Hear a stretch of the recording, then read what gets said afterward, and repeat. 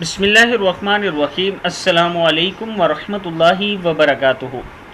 عابد رضا channel کی طرف سے آج میں اپنے دوستوں کو مساجد کی صفائی کرنا اور خوشبو لگانا، اس پر رسول اللہ صلی اللہ علیہ وسلم نے کیا فرمایا وہ آپ کو بتاؤں گا۔ اس سے پہلے ایک گزارش کروں گا اپنے دوستوں سے کہ اگر آپ نے ابھی تک میرا چینل عابد رضا کو سبسکرائب نہیں کیا تو ضرور کر لیں تاکہ ڈیلی آپ تک اچھی ویڈیو پہنچ سکیں۔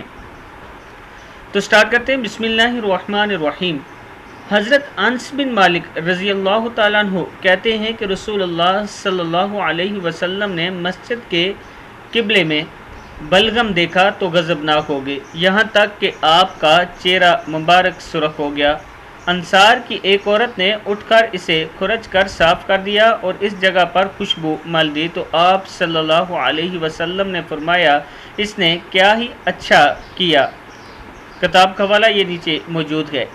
اس لیے دوستو اپنی مساجد کو صاف ستھرا رکھیں اور خوشبو ضرور لگایا کریں۔